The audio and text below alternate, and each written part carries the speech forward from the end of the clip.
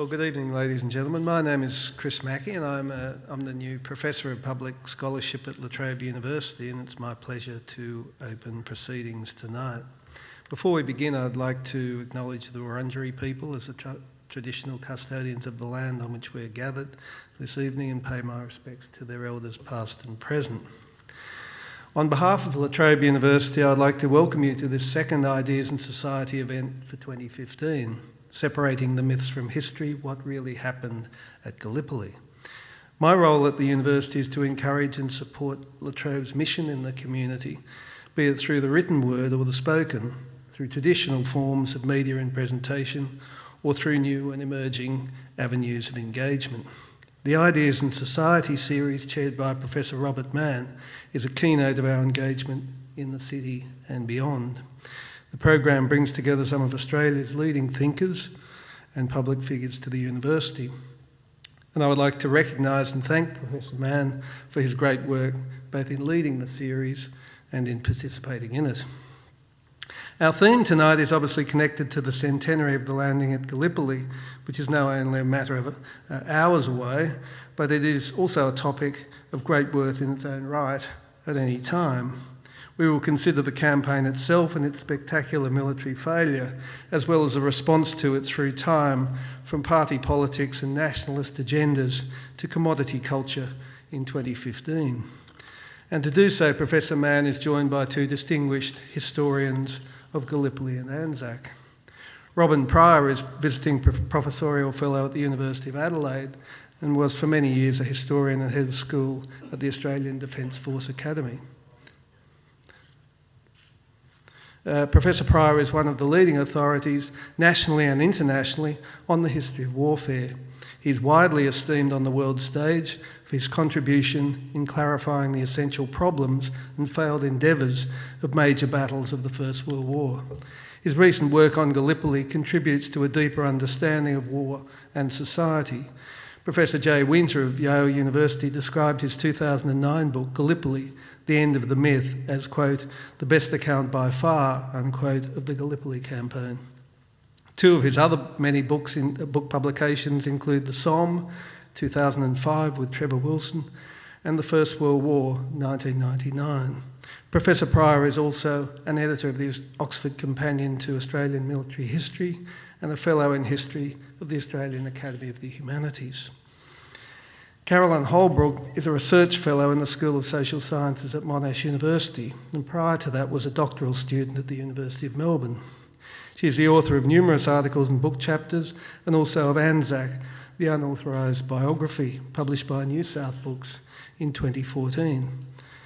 The book focuses on the changing ways in which Anzac has been interpreted in the political culture over the past century, the journey from the early image of our martial baptism to Australia's civic religion, quote unquote. Ken Inglis said of Carolyn's book that, quote, the book deserves a place alongside the writings of Charles Bean and Bill Gamage. And Bill Gamage himself said of it that, quote, in this splendid book, Carolyn Holbrook shows us artfully how history is made and how much it makes us who we are. Please welcome our speakers tonight, and thank you.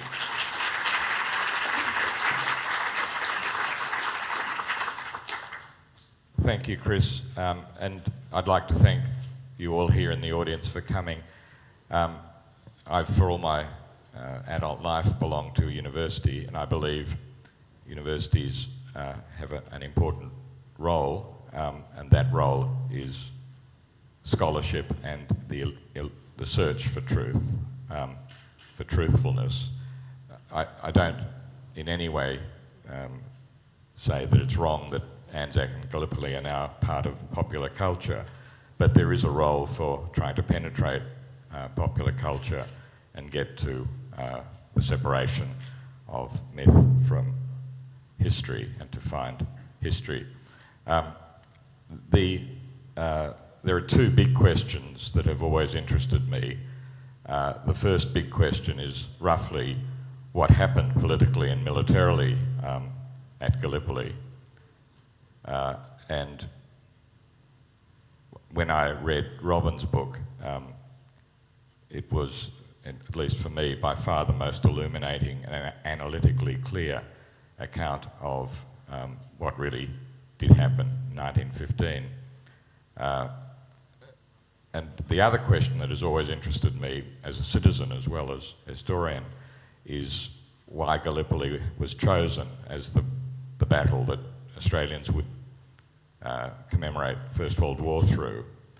And also something that I don't know the early part of the history, only the second part, which is how it's changed over the last 100 years, how Anzac and Gallipoli have been seen. And late in the piece, I discovered Carolyn's book, and it was exactly what I have been looking for. And as soon as I found out about it, I invited Carolyn to come along as well to answer the second question, why Gallipoli was chosen, why it's stayed around for 100 years as the sacred soil of Australia and as the way in which we remember mainly the First World War and indeed all war. Now, I've got one thing I have to explain. Robin's book ends in December 1915. It's, in some ways, a very tight monograph in the best sense. And Carolyn's work really begins when, at really the end of the First World War, but certainly after December 1915. For that reason, what I'm hoping to do is to give you a sense of both books. I'm going to spend the first half asking Robin questions and the second half asking Carolyn questions. This requires Robin to be concise because there's a lot to be said to cover a book of that complexity.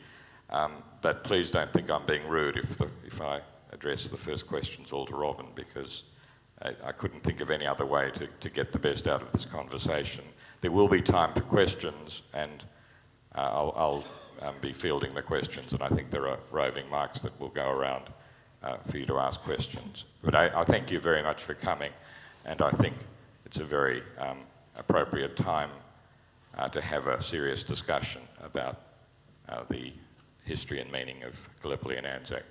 So, Robin, begin at, and there's a map there which we can't see, but the audience can, just to describe briefly the situation the war, the Great War as it used to be called, had reached at the beginning of 1915.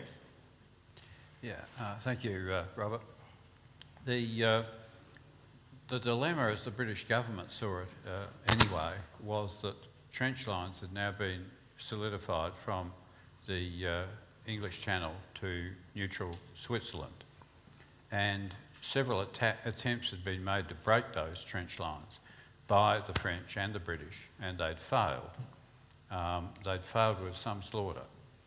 And one of the people who witnessed that slaughter was Winston Churchill, the First Lord of the Admiralty, the civilian head of the Navy in Britain.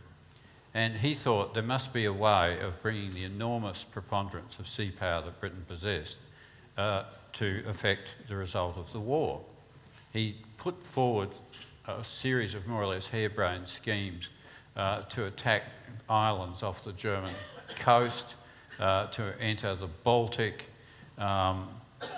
They were all knocked down by the admirals because they risked the Grand Fleet. We don't hear much of the Grand Fleet, but it was the context in which Britain fought the war. So eventually he came up with the idea of using ships surplus to the Grand Fleet, old battleships, to break through the Dardanelles, proceed up to Constantinople and knock Turkey, which had joined the war in November 1915, out. And there were, November 1914. Yeah, and there were great consequences, which I might go into a bit later, that were to follow that event, the occupation of Constantinople.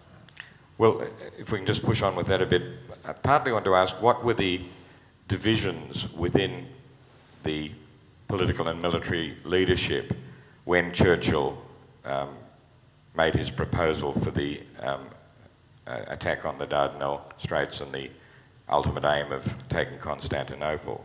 How easily did Churchill convince others that this was the way to go? Like any political group, the body that was running the war in Britain was a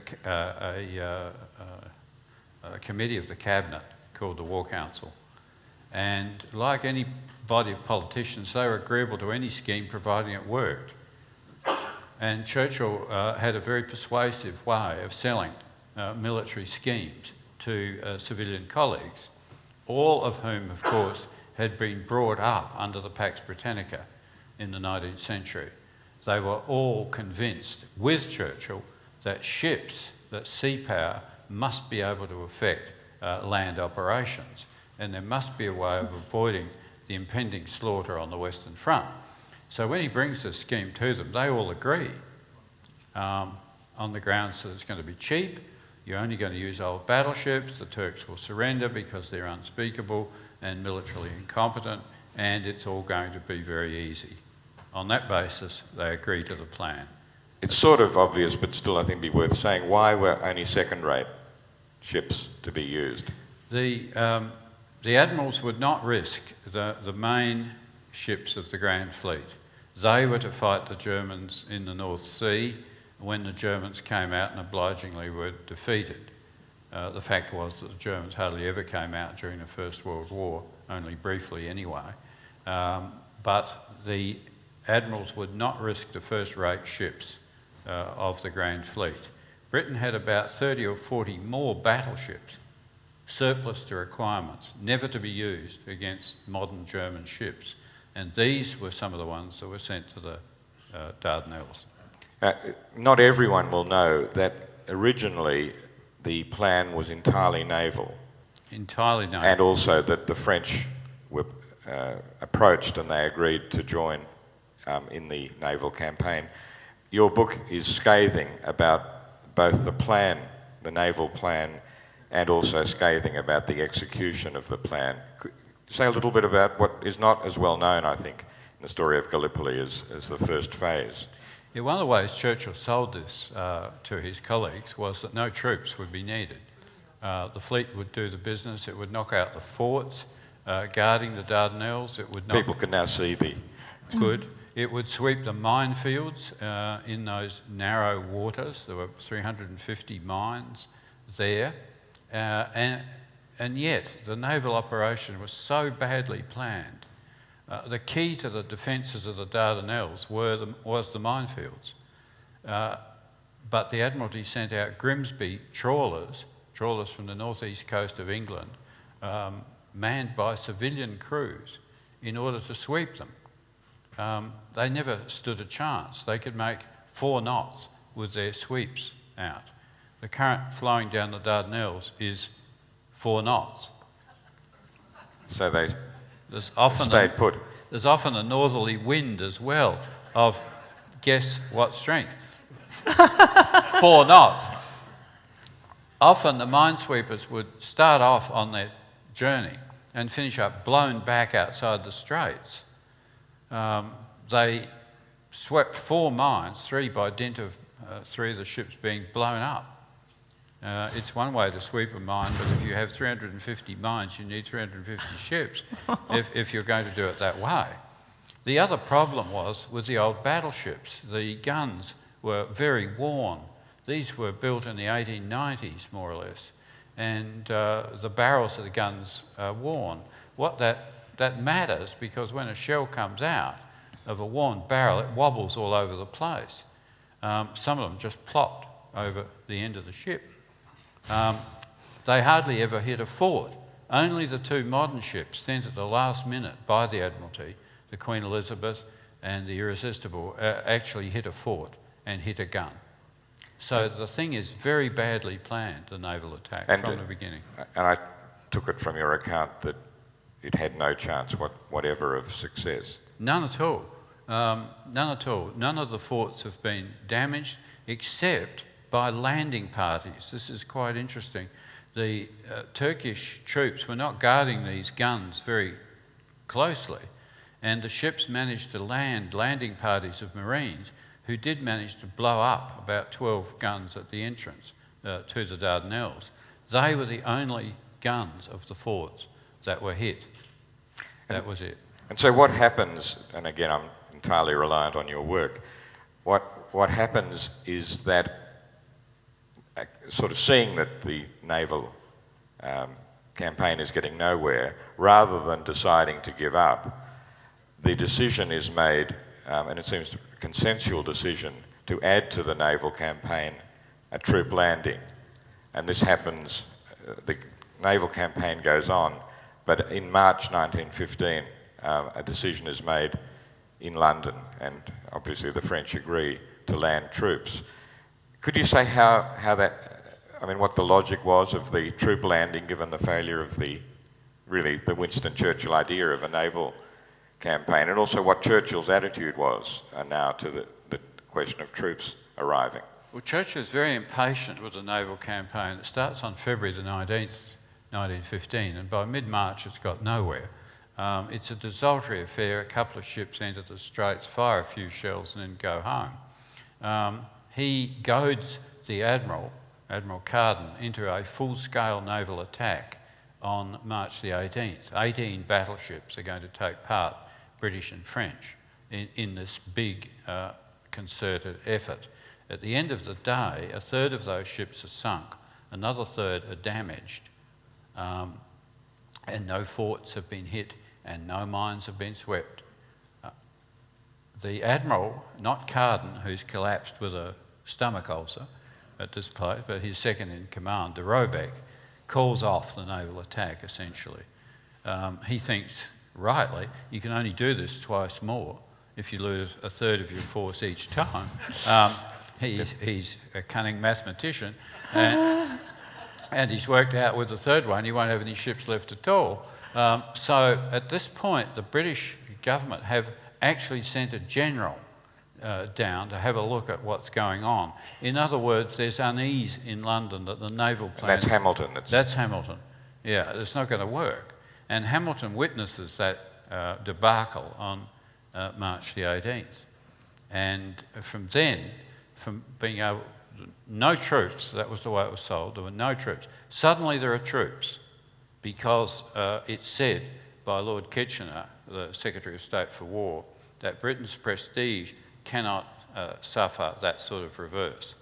And this is when the phrase "no turning back." No turning back. The British find a division, the last of their regular divisions, the 29th Division. They discover that there are some Australian and New Zealand troops training in Egypt on their way to England to take part in the fighting on the Western Front. They're training in Egypt because it's too wet in England. The French contribute a division, one feels, to watch the British. The same reason the French contributed some ships. I mean, should the Ottoman Empire collapse, the French want their slice of it as well. So you've got a French division, a British division, the Anzac forces in Egypt, and a few ragbags from something called the Royal Naval Division. Is it possible to say at that point what the War Council would have imagined optimally might happen with the landing of the troops? They started writing papers along the lines of, after Constantinople, the next steps. This is before they've landed anybody. The idea was, you can see on that map, that the troops from the south, which were British, the 29th Division, were to push north to that narrow piece of water there called the Narrows. Meanwhile, the Anzacs would land further north, dash across the peninsula, cut off any Turkish reinforcements that might interfere with the British, and then you would be at the Narrows. You could then demolish the forts, the troops could demolish the forts, and they would have unimpeded access to the minefields. Minefields would be swept, the fleet would go through and Constantinople and it would fall. Yeah. It didn't happen like that. If we could talk first a little bit about the landing of the British, and people could see on the map at Helles, it's Yes. not on the map but the name of it. If you could briefly describe both the British landing and also what happened, say, over the period between late April and late June, early July, in that strip of the peninsula. Yep. This is the main landing. The main landing is at Helles. The Anzac is in support. The British land on 5 beaches. On 3, they get ashore with no opposition at all. In 2, there is much slaughter. These are at the end of the peninsula. V Beach and W Beach. There's much slaughter there. 2, 3, and eventually 4,000 men are lost on the 25th of April 1915 on those beaches. The commander offshore, General Hunter Weston, remember this is the second 11 of the British General Staff there. The first 11, if you can believe that, are on the Western Front. But the second 11 are at Helles. He reinforces the 2 beaches that are where you have a failure, where the casualties are being caused. And he funnels troops into those for the rest of the day, thus ensuring that by the end of the day, the British are ashore, but they've lost so many casualties that there is no possibility of them making a rapid advance inland. They have to be reinforced first. By the time they're reinforced, the cunning Turks have reinforced their own troops. The British inch forward, trenches are dug, a stalemate that looks very like the Western Front is existing now at Helles. By June? By June, early June 1915. Yeah. Yeah. If we can now turn to the bit that is Australian collective memory and mythology, the Australian, New Zealand also, but mainly Australian troop landing, Anzac Cove. Just briefly, one thing that interested me, and I think it's also now penetrating popular culture, is the landing wasn't as disastrous as sometimes portrayed. Is that a fair description of what you discover? Yeah, it is. Maybe there were 200 troops opposing the landing, Turkish troops. They had no machine guns. Mind you, with a bolt-action rifle, you can do a bit of damage. You can fire 12 rounds a minute with one of those. Australians and New Zealanders suffered 2,000 casualties by the end of the day, but there's no slaughter on the beaches. That's a complete myth. They get inland. And then what? Rather quickly. Then they're up against 2 things. The country, which for anybody who's been there is very steep, tortuous, difficult, even without a rifle and a pack. And of course the Turks have rushed reinforcements there. 2 groups, one under Mustafa Kemal and another group, arrive about midday on the first Anzac Day. And together they stop any further inland advance. One of the things that, I learned from your book, and perhaps I should have known beforehand, was the incredible discrepancy in the deaths between Turkish and Anzac forces in the May offensive of the Turks. It seems from their point of view an incredibly bloody battle. Could you say a little bit about that? Yeah, the Anzacs gradually fight their way inland to what's called the second ridge. They needed that third ridge, that's where the heights are, but they didn't get that far. The Turks then decide to try and counterattack them into the sea. Not all the generals, all the stupidity was on the side of Allied generals. By this time the Anzacs are dug in, they have machine guns, the Turks charge them across the open. They suffer 10,000 dead possibly in one day. The Anzacs fire over 1 million rounds of ammunition at them on that day. The stench of rotting bodies is so bad that a truce is called so that they can be buried. And by the way, so the Anzac officers can get a good look at the Turkish trenches, which they take the opportunity of doing while the burial parties are in no man's land. So it's not all altruism. There's some pragmatism mixed in there as well. But this is the worst day's fighting in the entire Gallipoli campaign. For the Turks. For the Turks. Whereas the death toll was relatively small compared to, say, the loss of Australian troops at Helles when they helped the British. Yes, yes, it is. At one point in June, an Australian brigade is sent south to help the British, and they lose about 50% casualties in that operation, much higher than they lost on Anzac Day, as it were. Yeah. If we can just say we now get to July 1915, had anything substantial been achieved by the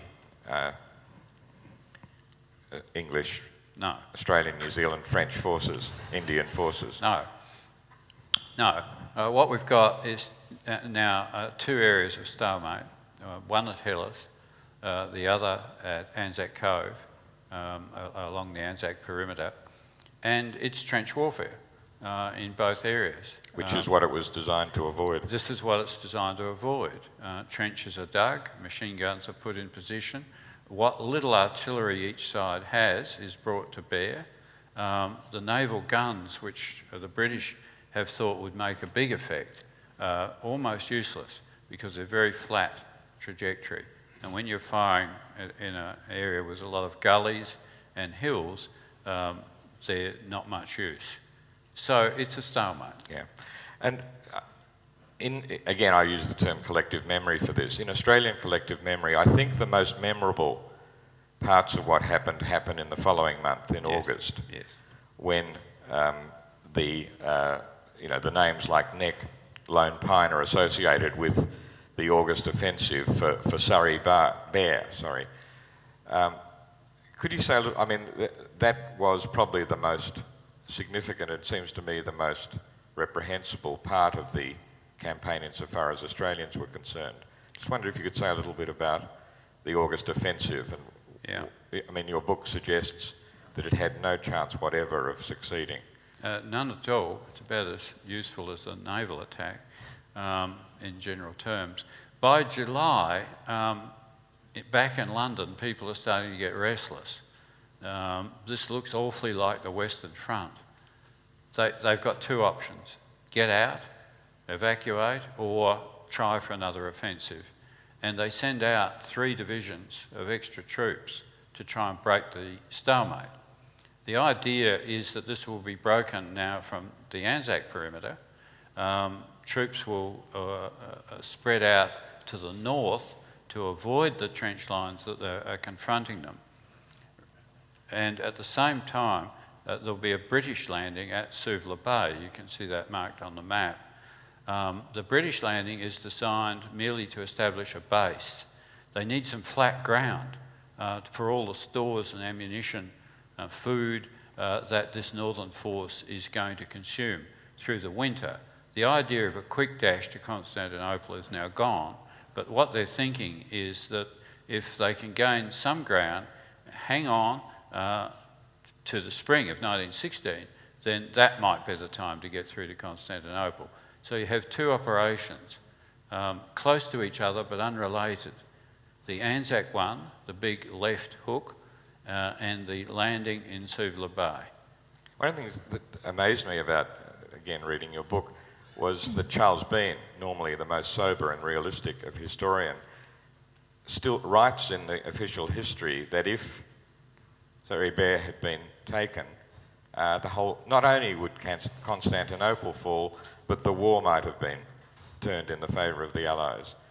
He said that, yes he did. I was amazed to read that, because he normally is rather sober, but he's got carried away here. What's carried him away is during those operations out of the Anzac perimeter, a couple of small groups of men got on top of some very small points on that 3rd ridge, Surrey Bear. There are some New Zealanders on Chunuk Bear, one of the hills, and there are some Gurkhas, because there are Indian troops there as well. A brigade of Indian troops is introduced in June. They're there, and they're on another hill called Hill Q. Now, they only hold these small hills for a very short time. They're counterattacked off because the Turks have the numbers. And yet, people can, if you stand on Chunuk Bear, you can see the straits. And Bean, after the war, stood on Chunuk Bear, and he saw the straits, and he thought it was wonderful, and he declared that this was the opportunity. It wasn't the opportunity. Between Chunuk Bear, between that ridge and the straits, many more ridges. But being said, the Turks couldn't have held those because we would have held the higher ridges. When you think about it, the Turks held the higher ridges and we clung to the lower slopes for 8 months, and they couldn't dislodge us. Why, in reverse, this would have suddenly been different, I don't know. But it's a complete furphy. The country between Surrey Bear and the Narrows is very difficult indeed, and it includes a formidable plateau, the Kilid Bar Plateau, with sides 500 feet high, up which you would also have to have advanced. And, if you could, my reading of your book would be that after the failure of the August Offensive, the politics and the logic is towards admitting what the situation is and eventually we'll get to it, evacuating.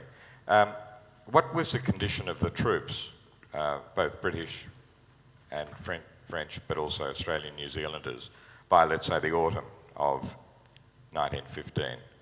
One of the reasons the troops don't stand a chance is that they've been much weakened by this stage by various diseases. Malaria and dysentery are the two main ones. The job's impossible anyway, but this makes it ludicrous to these emaciated men struggling up gullies for which they have no maps in the dark. That was the August Offensive. The critical part of it is carried out at night. They have no maps, they lose their way. John Monash for 2 days is advancing in absolutely the wrong direction. He's advancing away from the Turks instead of towards them. He doesn't know that. He's doing his best, but he doesn't have a map. And one gully, especially at night, looks very much like another. So the troops at Anzac are much reduced in capacity, as are the British and French at Helles. And we'll move now towards the end. Most Australians who are interested in Gallipoli know that the father of Rupert Murdoch, Keith Murdoch, played a role. And sometimes I think that role is exaggerated in convincing London that Gallipoli was hopeless and that Sir Ian Hamilton had to be returned and that the troops had to try to evacuate. Just very briefly, what was Keith Murdoch's role? Murdoch was there to investigate the postal service. While he's there, he encounters another war correspondent called Ashmead Bartlett, who writes this most inflammatory letter, speaking of the troops sitting around the campfires discussing mutiny, which was hardly the case. I mean, perhaps they should have been, but troops didn't do that in 1915. Bartlett gives Murdoch the letter to take to London. Murdoch lands at Marseille. The military authorities have got wind of the letter. They arrest Murdoch. They confiscate the letter. Murdoch proceeds to London, writes out a reasonable facsimile of the letter and gives it to the government. Astonishingly, as it seems, the Prime Minister, Asquith, publishes that letter as a state paper, as a cabinet paper. But what Asquith is doing is using Murdoch. This is one of the times where the British establishment are using a Murdoch for their own purposes. Maybe that's why the revenge is happening now. Yeah, maybe it is. Asquith and the government want to sack Ian Hamilton. Murdoch's letter gives them an excuse to do it. Though the strange thing is, when the cabinet at which this document is presented comes up, the document's never discussed. There's no mention of the Murdoch letter in the cabinet minutes. They decide to sack Hamilton, and Murdoch ever after thought he was instrumental in doing that, but he was just aiding the government in doing what they wanted to do anyway. So that's the Murdoch I take letter. it again, just that when Hamilton's replacement, Munro, Yeah. arrived and sort of understood after a while that it was hopeless, and your book suggests that when he decided not to ask for any reinforcements, everyone acknowledged that the game was up and that evacuation was the only option. Well, they didn't in a way. I mean, Munro doesn't tell them what they want to hear. The politicians back in London want to hear that this thing has still got a chance. So Munro comes, and in Churchill's famous phrase, he came, he saw, he capitulated. It's a good phrase, mate. It's a great phrase. Scurrilous, but great. So when Munro says we must evacuate, there's a cabinet revolt. The cabinet says no. Led by Curzon. Yeah, we can't do it. Curzon, we just can't do it. So they send out Kitchener this time, hoping, I think, that he won't come back. There's a great deal of disillusionment with Kitchener as Secretary of State for War at this time, and I think they hope that Turks will snipe him, or he'll catch malaria or something awful will happen, and then they won't have to put up with him in cabinet anymore. That doesn't happen, but Kitchener too authorises evacuation. That's it. Once he has spoken, they then make the decision to evacuate. And to finish this half of conversation, you describe the evacuation as a masterpiece of precision and cunning. It is. It was planned by Brudenell White to a large extent, the Australian Chief of Staff to General Birdwood. I have two feelings about it. It's extraordinarily well planned, down to the last minute. On the other hand, if you were the Turks, remembering May the 19th, remembering the 10,000 dead, would you have got up out of your trenches and assaulted an enemy that was leaving your shores? I think they knew we were going and let us go. It was brilliantly executed, but perhaps with some complicity on the other side. Thanks. Now, so we've got to December 1915. We have. And now turn to Carolyn, which your work really begins after all of this is history. I think we all agree now, particularly in the last week, that Gallipoli is selected out as the battle that Australians choose to remember not only the Great War as it used to be, or the First World War, but all wars. And so the question of questions is why so? Why is a military defeat of the sort that Robin has been analysing chosen, do you think, as the most important moment in the nation's history? Well, I think the simple answer is because it was the first significant battle of the First World War. It actually wasn't the first enemy contact that Australians had during the First World War. That actually happened in a place called Rabaul in modern-day Papua New Guinea, and the first casualties happened in Papua New Guinea, but people don't know about that. That was in 1914.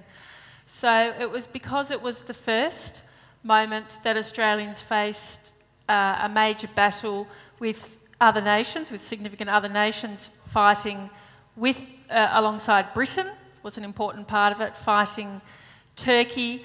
So it didn't matter what the outcome of the battle was. I mean, the myth of Gallipoli started really as soon as the news of the landing reached Australia, which took 10 days to 2 weeks. So really, as soon as news of the landing reached Australia, and the first report that was printed in Australia was by Alice Ashmead Bartlett, who Robin was talking about then in relation to the letter that Keith Murdoch took to Britain.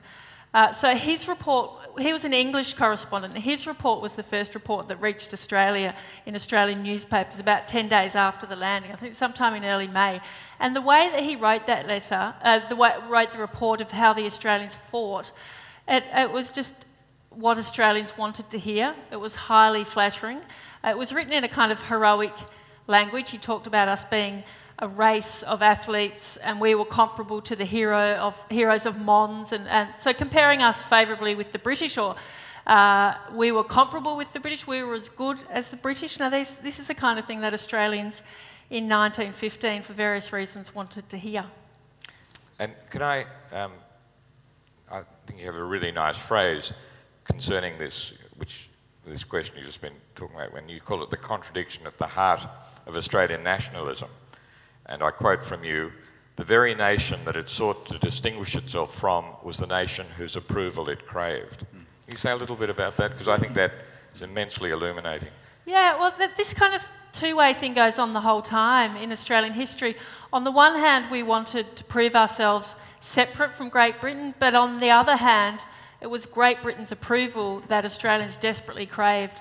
Around the time of the First World War, there was this ideology of social Darwinism. So if you take Darwinism, well, humans applied a sort of human layer to it. So there was an idea of the hierarchy of the races. And of course, for the British sat at the top of the hierarchy of races. And so people wondered whether races were evolving or degenerating. So the question was, is the Australian race going well or degenerating in its southern environment? And the big shadow that hangs over all that is our convict background, something that wasn't spoken about terribly much, but it was a source of great shame, I think. And so Australians just always had this sort of chip on their shoulder and this question mark in the back of their minds, like, are we good enough? Are we worthy of this great British heritage? And so, I mean, it's significant that it was an English correspondent who wrote that first report. I think we were fighting alongside the British. And so there was this just sort of huge sigh of relief that Australians had proved themselves worthy. I mean, that really, I think, explains why you have the idea that the nation is born, which is a peculiar idea for a battle 15 years after Federation. Yeah, so there's this other concept called martial nationalism or military nationalism. It's the idea that nations were born in war. And this idea became really popular around the late 18th century and the late 19th century, early 20th century, with that kind of new imperialism, all the empires and the dominant countries in Europe rushing around trying to acquire colonies, trade, the arms race. So the idea, so militarism kind of became glorified. Even if you look at popular culture, there's what one historian called a pleasure culture of war. So there's kind of a glorification of war going on in Europe at that time, and therefore in the colonies of the European nations. War was often equated to battle.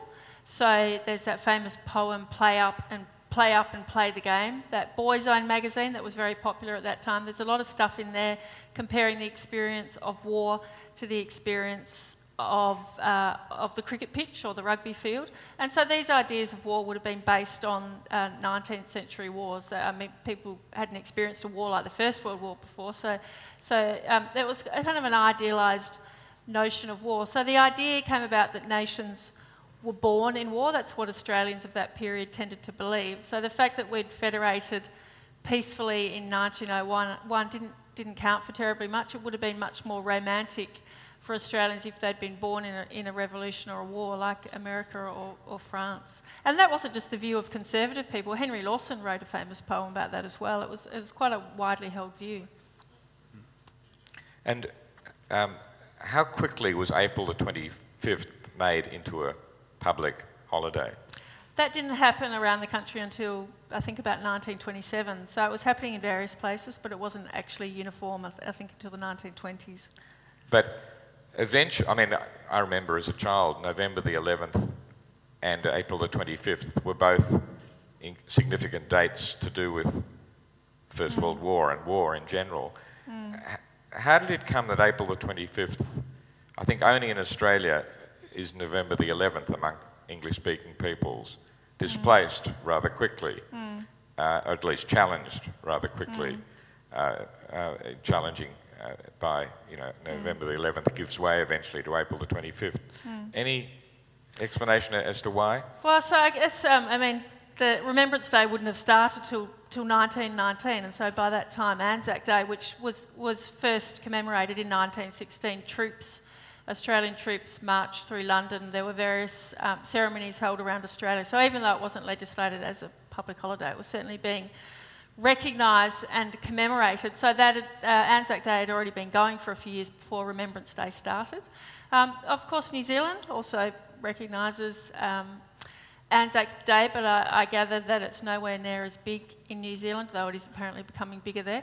But as for the reason why Anzac Day outpaced Remembrance Day? Well, it's because of that idea that we were just talking about the birth of the nation. I mean, Anzac Day, it has always been, or for most of Australian history, since the war, been associated with nationalism. The two things are completely entangled. So that's why it gets that tone of pride and even celebration, which you still hear these days. And Remembrance Day just doesn't have that, does it? It's much more solemn.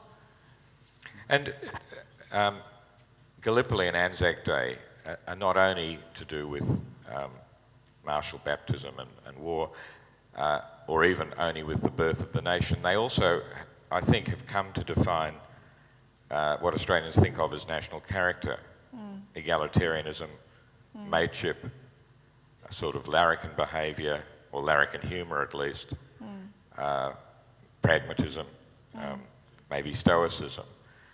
I'm just wondering, the attachment of those qualities to Anzac Day and Gallipoli, which happens, I think, reasonably early, how significant has Charles been in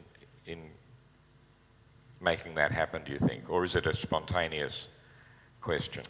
I guess he is significant in making it happen. If you look at the kind of stuff that he wrote in the official history, he was certainly saying those kinds of things. But he had developed that idea about Australian manhood before the First World War. He'd been into outback New South Wales and he was developing this thesis of a distinctive Australian type. The bushman, and this bushman had a lot of the same characteristics that the digger ended up having. But in terms of 1915 saying that was the birth of the Australian nation, or that the Anzac spirit that was born in the trenches of Gallipoli, and that embodies uniquely Australian characteristics, that they were born there. Well, that those characteristics actually had a whole history that you can trace back through the 19th century, possibly earlier than that with European Australians.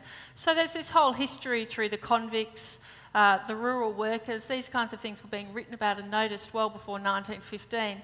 So the element of Gallipoli, I think, that annoys people like Paul Keating so much is because there is an element of cringe in talking about the Anzac spirit, and that's quintessential Australian values that emerge from Gallipoli. Well, they didn't emerge there. They were evident before there. The thing is that was when there were other people to observe them in 1915, other people to validate them, but it doesn't mean that they actually started there. So, I mean, that the values already in the 19th century tradition were attached to Gallipoli in the culture. Yeah, absolutely. I mean, I've got no doubt that they were on display there as well. I mean, I believe that there were distinctive things about the Australian soldiers, but they were distinctive things that had already emerged in the Australian culture for various reasons. So to talk about the fact that they were born at Gallipoli is untrue. Now, I'm old enough to remember the 1960s and 70s, and it was clear then to someone as wise as Ken Inglis, in some ways the most interesting sort of cultural historian of Anzac, he thought that Anzac was dying in the 60s and early 70s, or maybe even the late 70s. Why do you think it died off after the Second World War? Yeah, I mean, I think there were various reasons. The reason that you hear most commonly is because of the Vietnam War protest movement, but that's not entirely true, because if you look at when people started to really oppose Vietnam after the introduction of conscription in late 1964, well, the turn against Anzac had actually started before that. Some of you might remember there was an article published in the Sydney University newspaper On Histoire, might have been about 1959, 1960, and that article dared to criticise Anzac Day and talk about the diggers as being boozing people who just vomited on the streets. And so young baby boomers were willing already to challenge the idea of Gallipoli being this sacred place and to criticise the old diggers. So they were changing values there. I mean, the Anzac legend, the original Anzac legend, was born in an Australia that believed in things like white Australia, a very close connection with Britain. There was more of an emphasis on military prowess and the fighting skill of the soldiers. There were traditional gender roles. Well, the baby boomers who were coming up and going through university by the early 1960s, they were much more socially liberated. So there was a huge generation gap between them and the old diggers. And then Alan Seymour's play, The One Day of the Year, which was first performed in 1961, that play embodied that generation gap, and it just showed the difference between the old diggers, the old Australia, and this new Australia that was emerging. So it's not, and then the Vietnam War certainly gave that a push along, but it's not true to say that it just started with the Vietnam War. And one of the parts of your book I found really extremely interesting and illuminating was the revival of Anzac and Gallipoli in the 1980s. If I can take two of the things you discuss and ask you to say something about them. The first is, I think it's 1981, the film that many people here will have seen, Peter Weir, the director, and David Williamson, the writer. And I think you give a fascinating interpretation of the way in which it changed Anzac and Gallipoli, and thus may have saved it.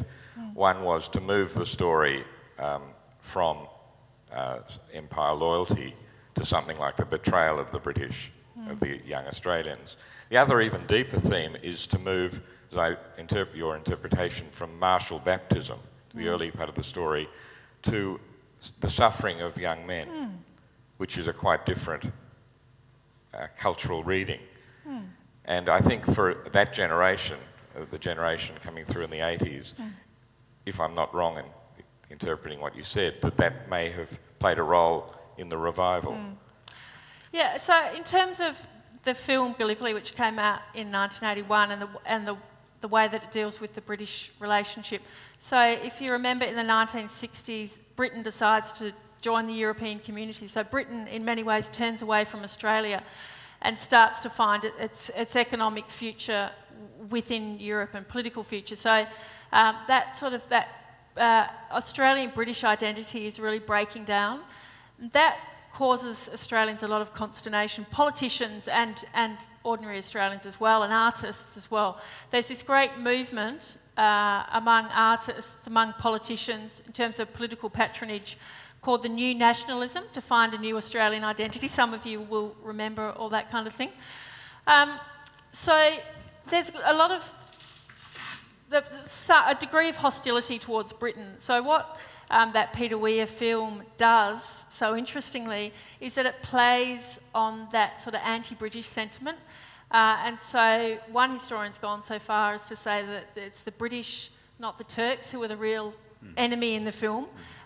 You can picture the gorgeous young soldiers taking the mickey out of the British officers, and they're sort of pompous and doddery, and they're incompetent, and they're sitting around drinking cups of tea at Suvla Bay while the Australians are getting slaughtred on the neck. Yes. I'm sure Robin's got something to say about the accuracy of that. So it had an anti-British theme to it that really resonated, I think, with Australian audiences. And then the other thing is, there's hardly any fighting in it. Most of it's backstory. The only fighting happens right at the end. Yep. And Mark Lee's character, that gorgeous blonde character, he doesn't even bear a weapon when he runs towards the Turkish trenches at the end. And if you can picture, I saw a frame of it last night. I watched that Sam Neill show, Why Anzac, and he's like Jesus. He's got his arms outstretched and the bandaged feet. Yes, that's right. Yeah, so there's these sort of Christian illusions going on there. So yeah, he's a victim. So that military element of the Anzac legend, which had become so unattractive to Australians after the Vietnam War, was being removed. And I mean, if I can just add, as a teacher, when I would discuss this with students, they were often astonished and in awe of the fact that people as old as them or younger had been willing to lay down their lives. And so the sacrificial element seemed to me to resonate with a different generation, which is quite different, I think, from militarism or whatever. Is that... Yeah, I mean, the idea of these people as victims, because remember around... some of you will remember Bruce Ruxton and I mean, he was Second World War. He was like an army cook or something, I think, in the Second World War. But some of the veterans of the First World War who were prominent in the RSL, well, they just used to espouse values publicly that were very out of keeping with what young people thought. And so young people are going to have a fairly negative view of the soldiers. But when you start to see them portrayed as in the way that Mark Lee and Mel Gibson portray the soldiers, I mean, there's an element in the film where, a scene in the film where Mark Lee's character tells someone off for being racist towards an Aboriginal stockman. That plays really well to audiences in the 1980s, but it's probably an unlikely view for an Australian of the early 20th century. So it plays very cleverly to contemporary views about these kinds of things. Sorry. So the idea of the soldiers as victims and people who we can feel sympathetic towards, and a greater emphasis on their suffering. And this is also happening in the history writing as well. Bill Gamage wrote a book called The Broken Years, was published in 1974, and it was based on his PhD. And when he told his professors at the ANU that he wanted to do doctoral work on the First World War, they were all scratching their head because it was so unfashionable.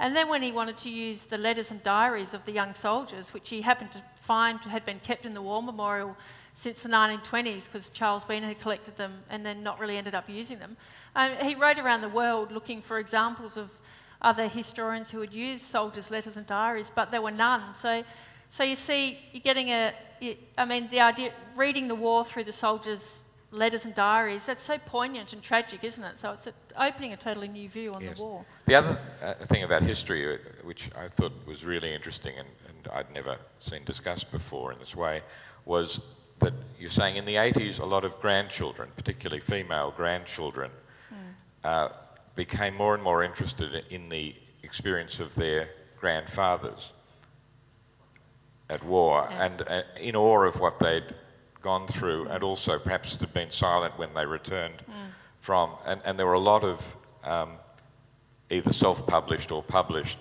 accounts of the experience by the grandchildren writing about the experience of grandfathers. Is that? Yeah, absolutely. The whole influence of family history, I think, is huge and probably under-acknowledged. If you look on the library catalogues, this kind of boom in family history starts in the 1970s and it grows, and it's actually continued to grow. But because the soldiers would have been born in the 1880s and the 1890s, so they're dying out in the 60s and 70s and the 80s, the older ones mostly. So the daughters, mostly women actually, daughters, occasionally sons and granddaughters, they often report in these family histories finding bundles of letters or diaries, often that they didn't know existed, things that had been shoved in a cupboard and not looked at for decades.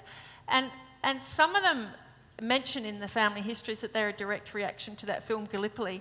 I mean, that was incredibly important, that movie. So people all of a sudden, things that were just unimportant, all of a sudden become of immense historical and sentimental value. And so people put enormous effort into compiling these into books and often self-publishing them. But if you think about the version of the war that they embody, again, it's deeply personal and sympathetic. It's based on the letters and diaries of the men, so not this broader geopolitical, not questions of what their politics were like or whether they were bigoted or anything like that. It's a sort of kinder, more sympathetic focus. Now, one of the facts I gleaned from your book, which I'd never known, was in 1965 there were, I think, 300 veterans returned to Gallipoli. The amazing fact about that is there was, and Ken Inglis gives evidence of this, not a politician amongst them. Actually, I think that's probably the biggest change of all that we're talking about tonight. Yeah. So I want to have as perhaps the final themes before we get questions, to talk about the last part of your book, which is about prime ministers, who you think are the high priests and beneficiaries of Gallipoli and Anzac, which is a very nice phrase. It really was Bob Hawke, who was the first Prime Minister who saw the political, well, I don't want to be cynical about it, who was moved by the story but also saw the political advantage. Could you say something about Hawke and Gallipoli? Yeah. So, and also just in terms of 1965, so yeah, there was this pilgrimage for the 50th anniversary, and I was reading a bit about what Ken Inglis wrote a couple of days ago, and he said that 4 backpackers, 2 women and 2 men in jeans and parkas turned up for Anzac Day, the 50th anniversary at Gallipoli in 1965, and the old diggers were thrilled that there was evidence that at least some young people, 4 of them, cared about Gallipoli. And then I checked on the internet, and 42,000 Australians applied to go to Gallipoli in 2015. So 4 compared to 42,000, and it was obviously capped at 10,000 this year. But it's a good evidence of the change that's gone on. So with Bob Hawke, what happened? It was relatively cynical. And it was probably other things as well, but there was a cynical element to it. That he, generally within the office, I think that the government regarded believed that the bicentenary had been a bit of a flop, that it hadn't quite worked, hadn't come off, and the government had sort of failed to garner any political momentum from it. And so apparently Graham Freudenberg, who was one of Hawke's speechwriters, a bloke called Bill Hall, a World War II veteran, approached Kim Beazley with the idea. Beazley took it to Hawke, and Freudenberg was there in the background saying, yeah, I think we've got to do this, that the Conservatives have got a hold on all this Anzac mythology. I think we need to sort of grasp it and milk it. So there certainly was a cynical component to it. And it just went off like a treat. I mean, that 1990... pilgrimage, I saw some footage of it, I think, last night. I mean, it was very moving. They're really old, in their 90s. One of them might have even been over 100. And yeah, these old blokes stumbling along and being helped by young military officers, and Hawke mixed with them all beautifully. He was great at that kind of thing. So the whole thing just went off really well. And Hawke talked in fairly conventional language about the birth of the nation and that kind of thing. And then you get Keating, who is the black sheep, who was the aberration. Before you get on to Keating, can I just say an element that's in your book but you haven't mentioned, but it does interest me, is that with Hawke there's definitely a multicultural dimension added to Anzac, which is always, in a way, the Turks had never been despised as the enemy, I think, from what I've read, going right back to Bean. Nevertheless, they were now really introduced into the story as part of the Anzac story, no longer the enemy. Is that a fair reading of it? Yeah, I mean, he probably had lots of Turks in his electorate, didn't he, Wills? Oh, sure. But I notice that even now, if you look at Julia Gillard's rhetoric on Anzac Day, she went in 2012, I think, compared to a Conservative, there's lots of similarities. But yes, Bob Hawke and Julia Gillard, the two I can recall, there's definitely more rhetoric about multiculturalism and Australians coming from all kinds of diverse backgrounds, and there's an effort among Labor politicians to try and make the Anzac legend more inclusive. It's kind of it's a motherhood thing, to try and make it sort of fit everyone. Can I add a sour note here? One of the this is sort of something that interests me a lot. One of the peoples of multicultural Australia are the Armenians. And something I've written about is the interconnection between, the coincidence, let's say, of the Armenian genocide, where 1 million or more than 1 million Armenians were killed within the Ottoman Empire, which it's tomorrow that the Armenians commemorate the centenary of the Armenian genocide, the day after Australia commemorates the Gallipoli landings. The Australian government, like most governments, refuses to use the word genocide in regard to what the Armenians suffered. And if you ask the question, the general answer is that they want to have good relations with Turkey, because Turkey refuses to allow the word genocide to be used and is furious when it is. But also, in my view, if the Australian Parliament or the government said the word genocide in regard to the Armenian massacre, all of the relations over Gallipoli would come awry. The Turks have an incredible power to prevent, Australian ceremony on Gallipoli. So I do think that's my sour note. I would love the day when the coincidence of the Armenian genocide in Gallipoli was more noticed by Yeah. Australia and the Australian government would Yeah. use the word genocide in regard to the genocide that occurred. But that's interpolation. I stopped you talking about Keating, but I want you now to talk about Keating, because he is amongst contemporary prime ministers, he's quite unusual, I think, in his relation to Gallipoli. Can you say something about that? So for his first Anzac Day as Prime Minister in 1992, Keating went to Papua New Guinea, not to Gallipoli, or didn't stay home. But I mean, it was the 50th anniversary of a lot of battles that were fought in the Second World War, so there was good reason to go to Kokoda. But Keating was very interested in changing the focus of Anzac commemoration in Australia from Gallipoli to Kokoda and to the Second World War. And he didn't, it's only after he lost power in 2008 that he came out directly and said, Gallipoli was shocking for us, we were cut to ribbons and dispatched. I've never been to Gallipoli and I never will. The idea that we were born there or redeemed there is ridiculous, and he really cut loose after he lost the prime ministership. But so I think that goes back to what I was talking about before in terms of the cringe factor. He thinks we were fighting for Britain. It was an imperial war. The campaign was ridiculous, as Robin said. It was sort of shambolic, and that Australians would be better off commemorating something where more was at stake directly for Australia. Australians believed in World War II that we were actually under threat from invasion. So Keating tried to reorient things to Kokoda. He certainly did succeed in increasing Australian interest in and knowledge of Kokoda, but he certainly didn't loosen the grip of Anzac on the Australian psyche. Of Gallipoli. So it just continued to grow. Which shows the limitation of what prime ministers can do, I think. Yeah, exactly. Yeah. Although perhaps it shows that Keating, in some ways, in many ways, was slightly out of touch with middle opinion in Australia, which I think he was on. He was, in some ways, an unusual prime minister. I slightly disagreed with your underestimation of the role of Howard. You think the left has exaggerated the roles of prime ministers in Gallipoli, which I can see why you say that. I think John Howard did play a big role in all sorts of ways in turning Gallipoli into such a big event. But perhaps you could say a little bit about it. Yeah, I mean, there was a very influential book published in 2010 called What's Wrong with Anzac, The Militarisation of Australian History, by Marilyn Lake, who was at La Trobe for a long time, Henry Reynolds, Joy DeMussy, Mark McKenna, and Karina Donaldson.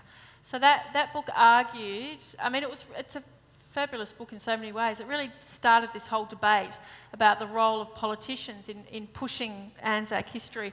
And they showed that governments are contributing ever more money to educational materials through the Department of Veterans Affairs and through the War Memorial. And they're pushing a sort of military, Anzac-obsessed view of Australian history. I guess in the book, one thing that I wanted to try and do, Robert, was to show that, Hawke actually started it, and Keating might not have been focused on the First World War, but Keating, I mean, that whole Australia Remembers campaign to do with the Second World War, that was a huge government patronage of military commemoration. So. And also the fact that the seeds of the whole Anzac revival lie further back in the 70s and 80s. Politicians didn't start it. They certainly jumped on the bandwagons, but they didn't start it. So I guess that was part of my motivation. Yeah, I think Howard took a lot. The Anzac thing I think moved left with Peter Weir and David Williamson in the 80s, and I think it was drawn back into something more conservative and linked in some way with the military efforts in Iraq and Afghanistan, that somehow it gave a kind of blessing to the contemporary military activities, particularly because they weren't that far away from where Gallipoli took place. But that's I asked him about that, he denied it, of course. Of course. And one final question, then I really do want to have a reasonable time for the audience to ask questions. I'm just interested in what you think of this. Do you think Australians still think that the nation was born at Gallipoli, or has that the origin? Has the origin faded and it become something else? God, it's so interesting watching what's going on at the moment. I mean, there's two debates going on. One is the commercialisation, and one is fatigue, Anzac fatigue. So there's a lot of talk on digital, on social media and on the internet about are people just over it. And I think there are some people, maybe people who tend to listen to the ABC, read The Age and stuff, who just think that it's overkill. These are the kind of people who are more likely to have a critical view and to actually ask, hang on, what does this idea of the birth of the nation mean, and be a bit cynical about it. And then there's another group of people who've been equally offended by the commercialisation of Anzac, who probably are more likely to hold on to that rhetoric about the birth of the nation. And so they're highly offended about the commercialisation of it, because to those people it is something highly sacred. So there's kind of two groups, I think. But that group of cynics, I think, if you look at the internet, they're sort of, they're growing. They're just not the usual suspects, I don't think, just not sort of academics and the intelligentsia on the left. There's a lot of people who are going, hang on, I think the media has actually overjudged this and it's overshot itself. Robin, you've been impeccably silent longer than is your norm. Yeah, thanks, Rob. I think the problem is with the group, some of them fall into both categories. They're appalled by the commercialisation, but they're also appalled by the way Anzac has taken us over. So on the one hand, they're saying you can't commercialise something that's sacred. On the other hand, they're saying, well, it doesn't matter very much anyway. And they're the same people. They have a real problem here. They're trying to play both sides of the street, I think. Some of the honest history group, I think, are in that. Yeah. It's, to me, I mean, look, we commercialise it. I think we commercialise Christmas, don't we? Just a tad. Easter, Father's Day, Mother's Day. I mean, Anzac was only waiting its turn.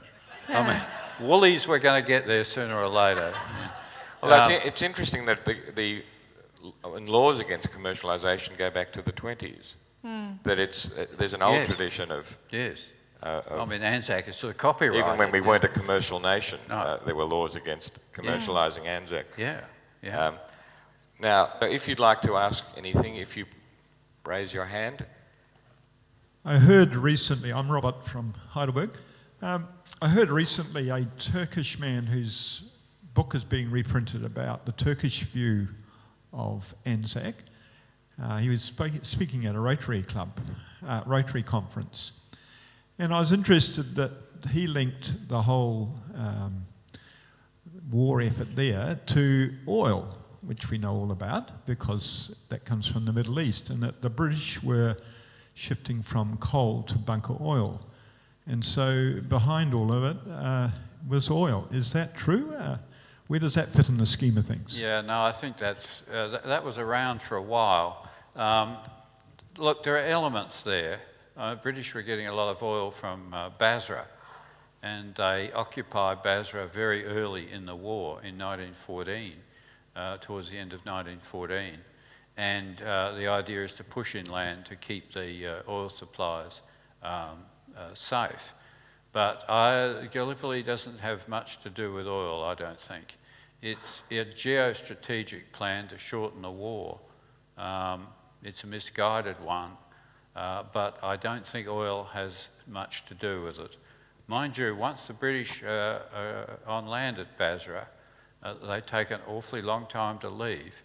1954, I think. So the war is not unrelated to oil, but I think Gallipoli is. The fact is that Britain was getting most of its oil from across the Atlantic anyway, and during the First World War. You could do that in 5 or 6 days. It was much faster than getting it from the Middle East. I think they were guarding the Middle East supplies because they could. Not much to do with Gallipoli, though. Just a little minor comment. I think 1960 it's fairly unlikely a baby boomer was writing to on histoire. The oldest person born after 1945 is only 14 or 15, and surely even Sydney University didn't have many contributors of that age. Yeah, that's true. Alan Seymour, for example, who wrote The One Day of the Year, was not a baby boomer. He was born in... he's just died recently, hasn't he? So he was 10 years older than that also. So yeah, that's true, that some of those people didn't fit into the definition of baby boomers, which is from 1945 to 1960-ish. Yeah. Thank you for your talk, Robin and Carolyn. I really appreciated that. My question, I've been struggling to work out how to phrase this exactly, but my curiosity with the study and the preeminence of the Gallipoli campaign in Australian society, I feel is a bit at odds with the lack of military historians in universities to comment on it and possibly to help deconstruct it. Like, I've seen how well social and cultural historians do deconstructing the Anzac myth, and that I feel that military historians would have a lot to add to that if they had a place of prominence within the academy. So I'm just wondering if you, A, is that the case? Why is that the case? And then do you think it would actually help? If the government... You set this question up. Yeah, yeah, thank you. The payment will be made later. If the government would fund any historian in any university, it would be a miracle at the moment. Certainly, there used to be more military historians in the academy than there is now. At Adelaide, there were a group of about 5 of us at one point. 2 died, 3 retired. They've not been replaced. This is not just happening to military history, by the way, it's happening across the board. I mean, when I embarked on my PhD on a First World War topic, I was told I was mad. There'd be no jobs. I'd starve, I'd be singing in Rundle Mall or something. But that didn't happen. In fact, there were, in the mid-80s, there was an expansion of jobs in military history. I was lucky enough to be at the Defence Academy, which was not funded by the Education Department, but by Defence. If you want really good education funding, go to Defence, not education. We were well funded there, and there were a group of us there. And the groups, look, they're still around. There's a group at Newcastle, military historians. We haven't died out completely, but we're going. The problem is history departments are going with us. Can I ask a slightly adjacent question? What's your view of the popular histories of Gallipoli in the First World War? They're a lot bigger than mine. There are at least 2 histories of Gallipoli where you could put this in a slipcase at the back and not notice it was there. Look, they're stories rather than histories, some of them, and their authors, I think, would agree with that statement. They are parasitic on academic research. There's no doubt about that. If you want to find your views widely disseminated, just pick one up. You'll be there somewhere. Maybe the footnote won't be there, but you'll be there. Look, I think some of them, there's one recent one, which the author will remain nameless, but he has put all his quotes into the present tense. He's changed all the quotations into the present tense. The book is written in the present tense. Does he wear a red bandana? His first name, Peter. They were your words, Carolyn, not mine. He's 6'6". It's Peter Fitzsimons we're talking about. What the problem for me with that is, he's done it to give it immediacy, the immediacy of, say, a novel. But he finishes up, in my view, glamorising the whole event. I mean, You know, it's a page turner in exactly the wrong way. I mean, you come away with this thinking it was a jolly adventure from Boy's Own of daring do. Well, that's where its effect it had on me. Look, you can publish what you can publish. There's no good going on about it. If these books sell, they'll always find an audience. There's one question at the back and then one in the front. I recently read Max Hastings' book on the First World War called Catastrophe. Yep. And in it, he speaks about how the British reported their defeat at Mons in a positive way. Or it was reported in a positive way in the British media. Yep. And I was just wondering if there was a similarity in the Australian context with the reporting of Gallipoli, and if there was how that sort of played out in the way that Gallipoli has been perceived consequently. You might be able to say more about this than me. Well, the journalists were censored in terms of what they could write. There were rumours before the first actual reports appeared, false rumours talking about how the Australians were advancing well and that kind of thing. But Robin, did they actually publish? I would have imagined they would have had to publish the realistic casualty lists. That's the problem with censorship in the First World War. On the one hand, yes, all the dispatches, particularly at Gallipoli, because it's so isolated, are easy to censor. They all have to go through a central office before they reach here or Britain. And the same applies to the battles on the Western Front. The problem is they do publish the casualty lists. The Glasgow Herald helpfully added them up for you each day at the top of the front page of the paper. It's like Iraq body count. Yeah, and they also, of course, publish maps. And you don't have to be all that bright to add up the casualty figures, look at the maps and think, my God, Constantinople doesn't seem to be on this map. Where are we going? Where is Berlin? You know, first day of the Somme, great Allied victory.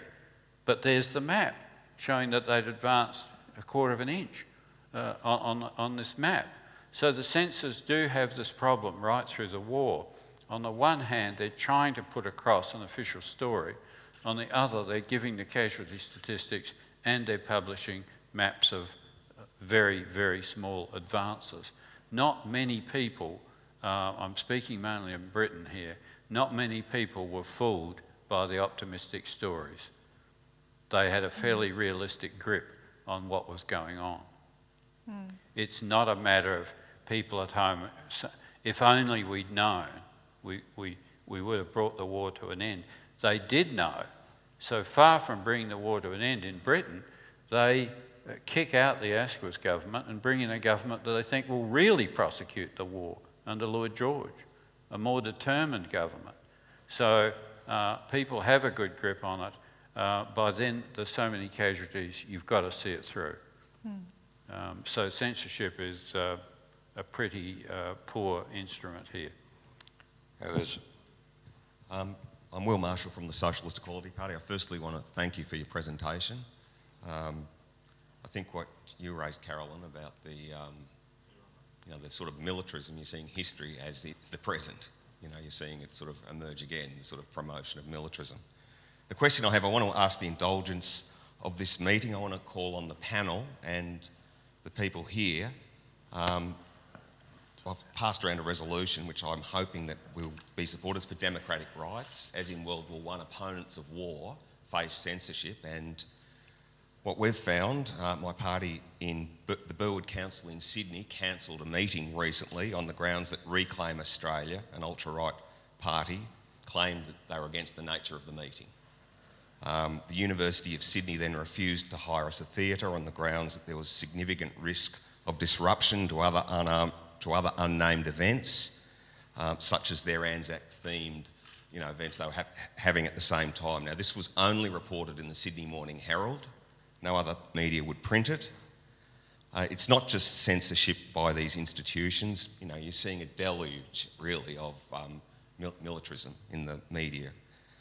I want to ask that you support this motion, that this forum at the National Gallery of Victoria on the 23rd of April condemns Burwood Council and the University of Sydney for banning the Socialist Equality Party's public meeting. The meeting is entitled Anzac Day, the glorification of militarism and the drive to World War III. These acts of political censorship set a dangerous precedent. Finally, under conditions of rising international geopolitical tensions, it is imperative that anti-war and anti-militarist voices have the democratic right to be heard. And I hope that everyone can see the intimate connection, that they say truth is the first casualty of war, and accompanying that is democratic rights. I'm asking, will the panel and will this meeting support that motion?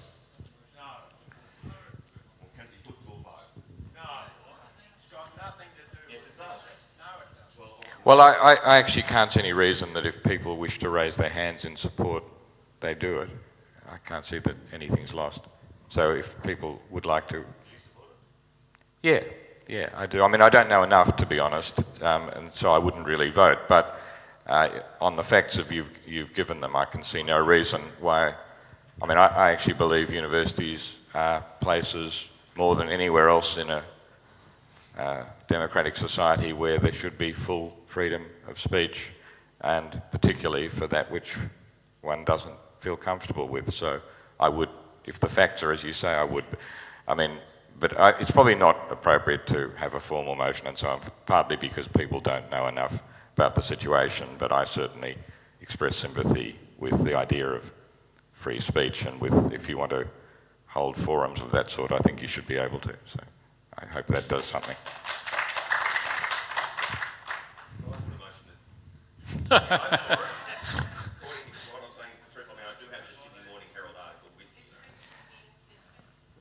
I don't think we'll have a formal motion. That we can't. We just don't have the structure for that. But I am sympathetic with what you've said. One final question, and then there's a question up the back here. We actually have reached time, so we have to be pretty brief. It seems that Churchill was always obsessed with the second front and the soft underbelly, as he called it. This is the first time he tried it, and he tried it again in World War II through Greece. Had they been successful and knocked the Turks out, how was the army then going to move up through Romania, Bulgaria? I'm glad you asked that. And threaten the Austro-Hungarians? Sorry. I'm glad you asked that. I'm pleased I asked you. Yes, I can get the oxen in. I love the oxen. The idea was that once Constantinople had surrendered, which it was bound to do, it probably wouldn't have surrendered, but let's supposing it had. The French and the British would then have led a Balkan alliance made up of the armies of Bulgaria, Romania, Greece, Montenegro and Serbia, and attacked Austria-Hungary and Germany from the rear. That was the idea. And if you add up those armies, they come to something just over 1 million men. There's a problem here, and there's more than one problem. The first problem is these armies were basically peasant levies. They didn't have the modern equipment that the British, the French and the Germans had. The Romanians, for example, turned out 2 shells per day. That's not per gun, that's 2 shells per day. Artillery was the big killer in this war. The Romanians were not going to kill many people with those shells. The other thing about the Romanian artillery I love, that they were ox-drawn guns. There's something farcical about ox-drawn guns. How would they have advanced up the Danube Valley? With great difficulty. There's only one major railway line. You would needed far more infrastructure than that to support 1 million men. The other problem was that the armies of all these countries would have had to agree to other armies traversing their territory. Now, for those who remember the First and Second Balkan Wars, especially the second one, where these states fought each other, the problem is they hate each other much more than they hate the Austro-Hungarians and Germans. That's the problem. The coalition probably would have been one of the very unwilling indeed and may have collapsed before it started. But let's supposing that the coalition exists and somehow the oxen plod up the Danube Valley. Here they come, plod, plod, plod. Then they come to the Alps. Am I getting through here?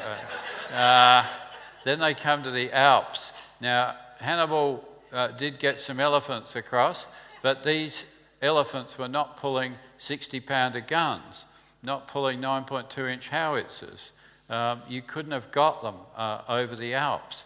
The other thing about the Alps is the top of them is occupied by the Austrian and German forces. It would have collapsed right there. In my view, it wouldn't have even started because of the internecine hatreds of these states for each other and the poor equipment that they had. But had you formed such a coalition, it would have come to grief somewhere in the foothills of the Alps. It wouldn't have shortened the war by a single day. The whole thing was futile. We must end at that point. If you could thank the speakers for what I think has been an incredibly illuminating evening. Thank you very much.